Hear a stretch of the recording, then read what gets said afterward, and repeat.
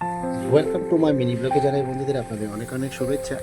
ওই যে আলু লাগিয়েছিলাম সেই আলু গাছগুলো এতদিন বাদে আমি মাঠে এলাম, কারণ সত্যি বাড়িতে কাজের জন্য আর মাঠে আসা হয় না। তো একদিন জল দিয়েছিলাম, তো